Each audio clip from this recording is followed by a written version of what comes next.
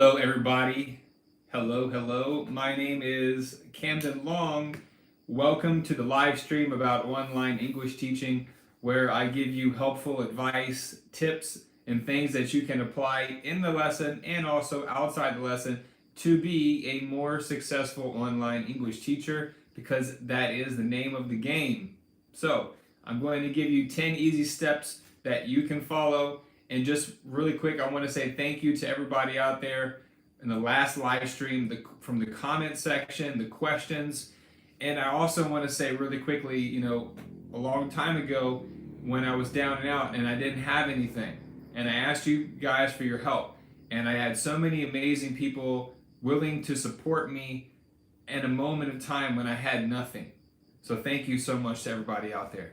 So the number one thing is I'm going to work backwards, the 10 steps that you need to do. So I'm not going to start off how you start the lesson. I'm going to start off with how you should do your feedback. So one of the things that works really great with my feedback is when I finish the evening and I'm going to do the feedback reports, I have a general copy and paste template that I use for all of my students for that day. Now, if it's like a brand new student or an advanced or regular student, I may have to differentiate, quite a bit. However, at the same time, the intro, the farewell message, everything is very clean cut, organized.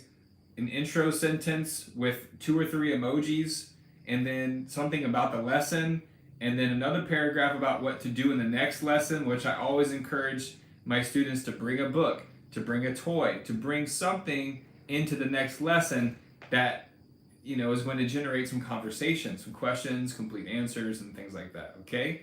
So when you're doing your feedback report, I don't recommend a super long message, because most of the parents out there, their English is going to be very basic. There may be some who have, there might be some who are English teachers out there at Chinese schools, because I do have some students and their mom is an English teacher at the Chinese school, and sometimes their mom and dad are both teachers. So you never know, but generally speaking, you don't need to write something super long. Make it short, sweet, and to the point. Okay? You got to have something that makes them remember who you are. So it may seem like something overlooked, but put your first and your last name and then some type of emoji. For me, it's the dragon, because my last name Long translate to dragon in Chinese. So I have that option, and that's what I do. So when the parent, I've never gotten a complaint from any of my feedbacks so far. But when it comes to that, I love the feedback reports, because I want my message to represent my side of teaching. You don't have to copy what other people are doing. That's something super important I want you guys to remember, is don't copy what other teachers are doing. Okay? Take into account what other teachers are doing, and if it works, if it's successful, and then learn how to add that in with your own style. Okay? Your own jazz.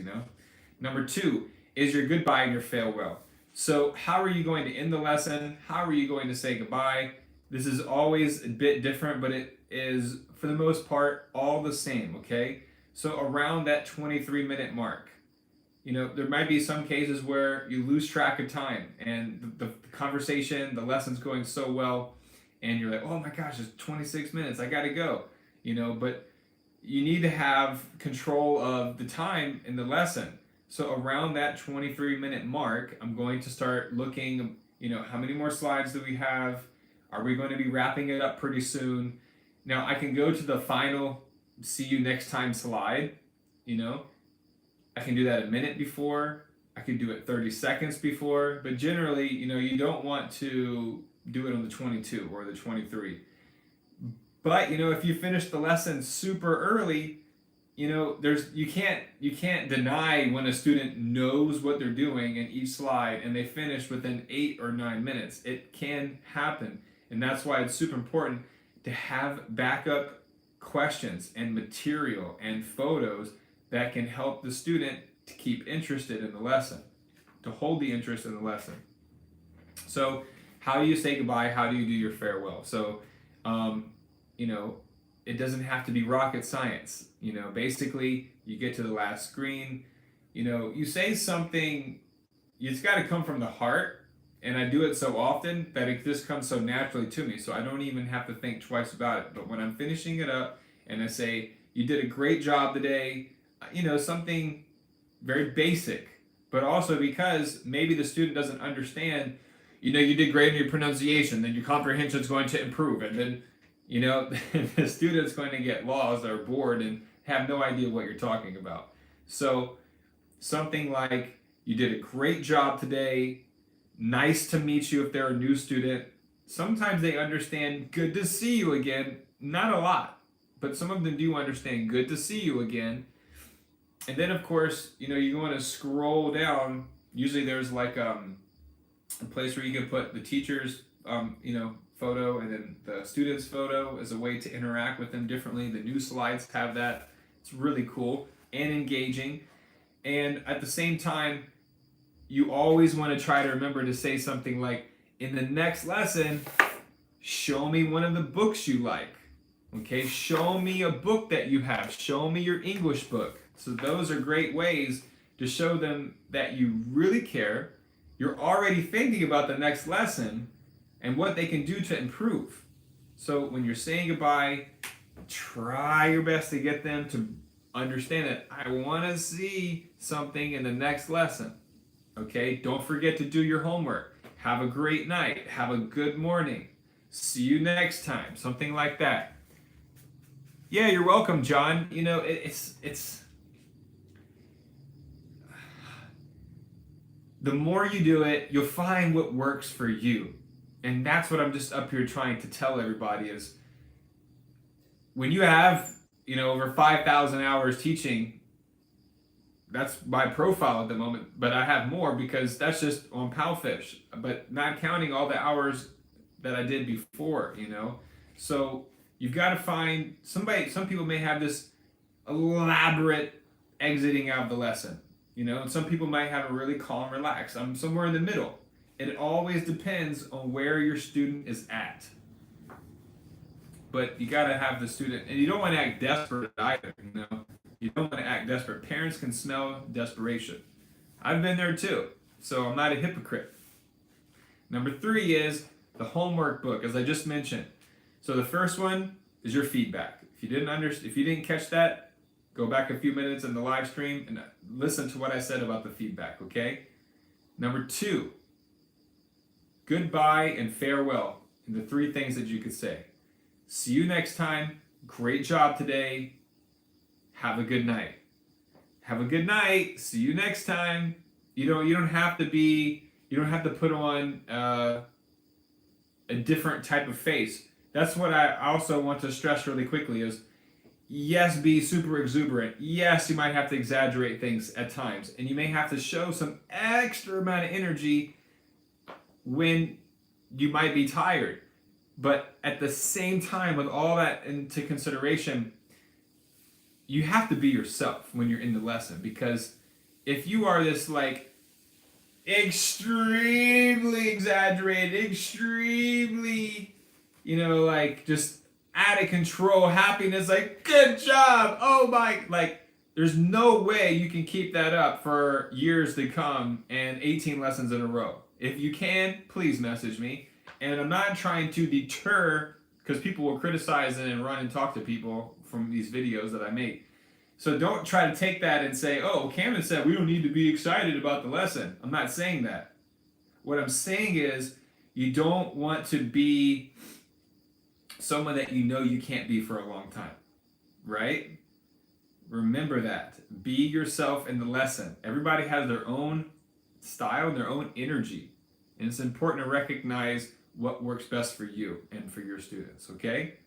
And that goes again, don't copy what other teachers are doing. Number 4, and that's number 3, sorry, the homework book. Don't forget to read the homework book. What is it? Okay, just a little, reinforcement on that. Parents do like that. Number 4 is the review page. Now, the other day I actually started with the review page. The first time I ever did that, I worked from the back of it, and then I went back and I went to the beginning of the lesson, and it worked really well. The student was very surprised. They're like, "Huh?" And I didn't even break face about it. I wanted to really. This is what I'm talking about. You have to experiment. You have to test. You have to try new things, and you'll see different results, and not always the results that you expected. And that's what teaching is all about. So the review page, when you're finishing up the lesson, you have a review page. Now, how to do it? There's like usually a topic, and there are vocabulary words, and then there are the skills that you learned, or things like sentences to remember. Now, with the new slides, some of them might not have it like they had in the old slides, but that's okay. Adapt quickly on the spot. So, what I think is the most important, the sentences are important, the phonics, the topic, it's the words, because the words you can build, as I've mentioned, visual representation through word association, because visual images can build comprehension. Okay? Voice is great, speaking is great, repeating is great, but you got to have that visual representation as reinforcement for that student to comprehend the new words and to keep progressing and improving with their English. So keep that in mind. Review page. I love the review page. It's like a summarization of the entire lesson, and I really put a lot of focus on to the review. And it's a super important that you always make sure you do the review before you go into that see you next time slide. Even if you're running behind, make time for that review, because I can kind of sense it sometimes when I was running late in one of the, not running late, but we had taken a long time to get going in the beginning because the student was so conversation based and really wanted to talk, and I'm not going to stop the student from talking, because that's going to discourage them in the future when they're building confidence. If I show that, if I'm listening to the student, they're building confidence, they're building the skills they need to be in the real world, and that is the real magic of teaching online. John says, ask a quick question. Do the parents get angry if you skip some slides when you're running out of time? Great question. So you asked that, okay, just 3 minutes ago. Again, every parent is different. I have one student, this new student, where we did the slides. She finished it in like 5 minutes, but she literally is showing me all her books in her room. She's talking about her summer vacation plans. She's writing on the whiteboard. So why would I stop that? If the student is happy and the parents are happy, right? And definitely I'm happy because it's like a real class, Now, some parents, yeah, of course, John, that's, again, I've said this in so many videos, is you've got to be able to have awareness of who the parents might be, the child's upbringing. If they seem very like strict and not moving around too much, their eyes are not wandering, it's probably really important that you hit every slide. I've actually gotten one complaint. This was a year and a half ago, and they stopped having classes with me, but I have classes with her again soon this summer, because I have classes with her two best friends.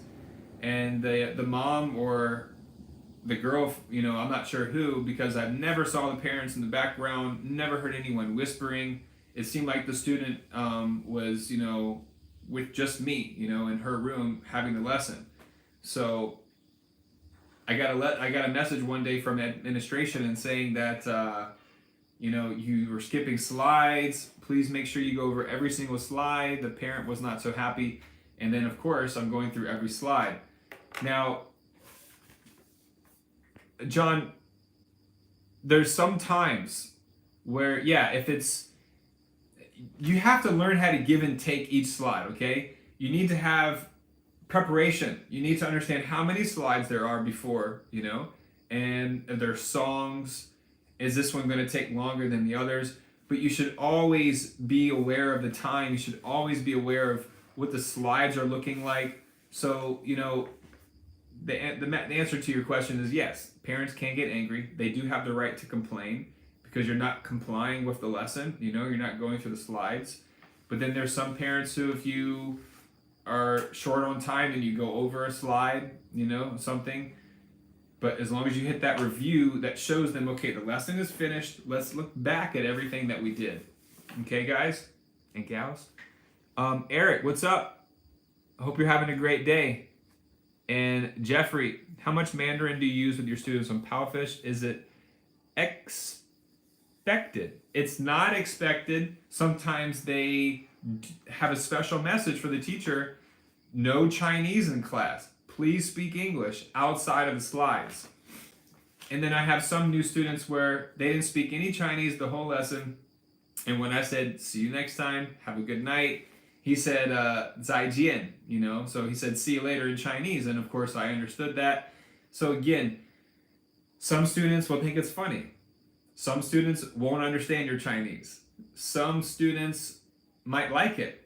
And the parents will like it too. But it doesn't mean that you could just be this goofball teacher and speak their native language whenever you want and think that's okay and you're never going to get a complaint, because you will run into that problem one day. So what I do is, again, I had taught 15 lessons today, and did I use Chinese at all? Maybe 3 words today. I'm serious, just maybe 3 words. And it was just as like a joke, thank you, see you next time, delicious, 好吃, So you, first of all, have to really understand the Chinese culture, the geography, the holidays, the formality of things, business etiquette, online etiquette, how to communicate. Those are all things that are very important to understand. And as soon as you start to understand those things and the aspects of that culture, it's going to help you improve so much. So sometimes I write in Chinese with the student, but that's only because I have a great relationship with that student and the parents are very supportive and they enjoy what I'm doing for their kid, So if you've got the parent support and the student is happy, it's hard to get a complaint. Let's just say that. Okay? Let's see if anyone has asked any other. Hey, Jeffrey, does that answer your question? So again, it's not expected, but it definitely can help sometimes. If you have a new student and you show a picture of food and they don't know delicious, they don't know yes, they don't know no. They don't know how to answer questions. And you say, 这个好吃吗? Is it delicious? And they'll be like, Zhongwen. They're like, oh my God, you can speak some Chinese. So it's a great benefit. It's a great asset to have, okay? Lack of Sav says, what is your goal? Do you plan on returning back to the US? Great question. So ultimately my goal is I want to have a family this year with my wife, and then I need to get her a visa to come visit America. So it's like this year, spending like $8,000 just boom, just gone, But again, when you get to the big leagues, when you get up to those high levels and you're really living your dream, number one, money is paper. Number two, you can always make more, but you've got to realize that life costs a lot of money. If you want to do nice things, if you want to have nice things, you want to go on nice vacations, you want to surprise people, it involves a lot of money. You don't have to have a lot of money to be happy, but you need the money to be able to do things in this world. Otherwise, you're just going to be sitting back and having a negative relationship with money. And you got to have a very humble, you got to be so grateful for the money that you get. So many people, real quick, let me get back to this, but I just want to say, I started out my first month on Palfish, $89 or $79. The next month broke like 120 or something. And I was like, wow, this is real. I get paid by the minute. This is crazy, It was so new. And then the third month, I hit over like $300 or $400. And then, finally, after 6 months, I broke $1,000. So all these new teachers out there, have patience. It's not going to happen overnight. For some people, it's happening their first month, their third month, because the official kids course it's already in the system. Everything's there for you. You just have to have a great voice, present yourself well, have everything ready, meet the requirements, go in the lesson, and control the lesson. Be the leader. Set the example. Okay, I got to get back. because I just got my food delivered from my amazing wife. Got the brown rice, got the Italian picante sausages. Okay, so number 5 is song. There's a song in the lesson. Yeah, so play the song or don't play the song. Well, there's some students who love it and some students who are really embarrassed by it. And I say that just because, if you have an older student and you're new to teaching and you play the song, it's not like it's going to, well, for some students, again, they feel a bit uncomfortable. You're not going to play itsy bitsy spot, like, in the reality of things, a 14-year-old boy does not want to listen to Itsy Bitsy Spider. Okay? If you know a 14-year-old boy that wants to listen to Itsy Bitsy Spider, please tell me. Let me know first. Okay? And then there's some girls out there and some of the boys that are 8 years old, they still like some of the songs. Some are more kiddie and babyish than others, But again, some students, I'll play the song. Even, some of the younger, like 7 or 8-year-old girls, who you think would love singing and dancing, and you play the song, and I always ask them, do you like the song? Do you like it? No, teacher. And then I'm not going to keep something on that makes the student feel not good, So then I'm going to go to the review page. And again, there's some students who love the song. So again, it's all about you learning what to do in the lesson, experimenting, see what works. Ask the student what they like. I'm all about giving the student a lot of freedom because most of everything they do in their life is completely already rolled out for them. It's go to school, come back, do homework, take extra lessons, eat somewhere, and then do English classes with us. And in the summer, some of them are, some of the students that I've been getting lately, they have a lot more freedom. They're playing sports outside. They're taking some hip-hop dance classes. So that's the amazingness at Palfish is there's such a wide range and diversity of so many different types of students out there. It never gets old. They can't get old. And number 6. Now, I say that, number 5 about the song, and I don't want to hear anyone kind of trying to come behind my back and criticize me and say, oh, Kevin doesn't say play the song. How can he do that? I'm not saying that. I'm saying that if a student feels uncomfortable with something, then don't make them feel uncomfortable. And if they like something, then do it. Simple as that, okay? Number 6, how many photo library images should I share in each lesson? Sometimes I don't show any. The last 2 classes I showed no new pictures from my photo library. And then sometimes I might show 5. So again, it's about feeling out the lesson, the age of the student, the level of the student, how many lessons you've had with that student, and then also, very important, what's going on in the lesson. How can you use an image that can help the student relate more to the lesson that you're going over? Again, that visual representation, word association, and then the imagery, which can help build comprehension. Number 7, what happens in the middle, 5 to 15 minutes? Well, from 5 to the 15 minutes, you should be going over the meat of the lesson, right? The slides, the reading, the matching and the reading, stuff like that. Now the new slides have like play audio and all kinds of interactions. So when you're in those 5 to 15 minutes, you should be doing everything you can to test out what the student can do and cannot do. And go into the slide, see what they can do, finish the slide, and then ask some questions to the student and get them to answer in the complete sentences. And if they don't understand, go to the whiteboard.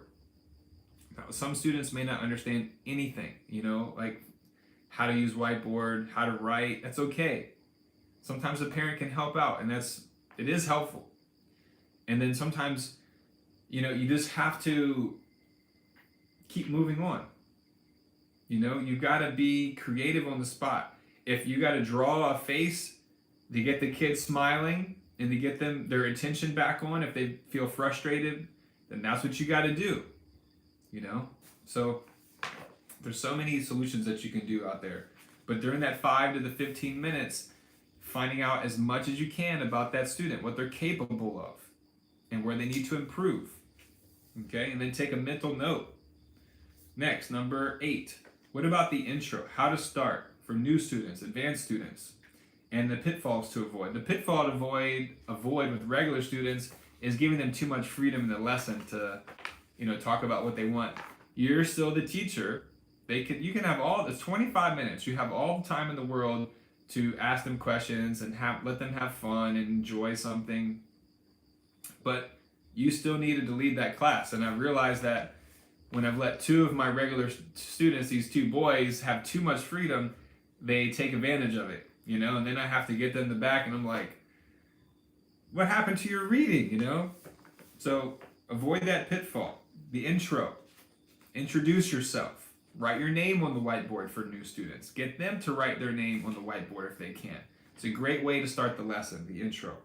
And number 9 is your voice, your body language, and having a neutral face sometimes. Because look, if you're doing 18 lessons, it's really hard to keep a smile on your face and good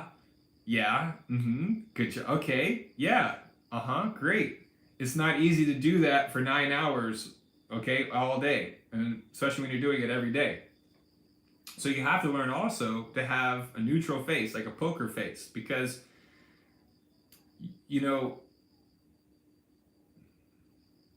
here, even in Thailand, people show emotion, yes, but there's also a thing about, saving face, right? Maybe some of you might be familiar with that. But it is important because when I stay back here and I just have a relaxed look on my face, it allows the student to see, hey, he's not happy, he's not sad, he's not angry, he's listening to me, right? I have a very not a serious, but a focused look on my face. And when the student does something good, I'll let them know. I'll help them when they need it. And then when they don't do something right, I'll just say, hey, look here again. Then I can change my face. But when they're reading, I can be encouraging, yes, but also have a great neutral face sometimes. So that way you can take a break, rest your mouth, rest your face, rest your muscles, and then you can go back into it. That's something that's been helping me a lot lately. And then number 10, the experience and the hours that you're getting on Palfish or wherever you're teaching, at a school or online. Experience. And there's a lot of teachers that have experience and are not great. So it's important to assess yourself, analyze what you're doing, and whatever it is you're doing, can you talk about it for a long time on a video or a podcast or to friends and stuff like that? That's a true indicator of how good of a teacher you are. So that's pretty much it. Those are 10 easy steps that you can follow, tips, advice, things that you can use outside the lesson, inside the lesson. Just a quick live stream update for you guys on Saturday evening. And Paul says, hi Kim, I've taught ESL 7 years in Peru, worked online the past 2, started my career with no certifications. What would be the best certification course to take in my case? Well, I believe that the International Online Academy is a place that people can get certified for a really cheap price and get it done really quickly. So IOA. If you have any questions about that, Paul, let me know. And if you guys have any questions about anything concerning online teaching or teaching abroad, let me know in the comment section. Thank you guys so much. Appreciate it. Thank you for your time. And go get it today. Go out there, have the best day of your life, positive attitude, and just make it happen. Put in the hard work. You're welcome, guys. Adios.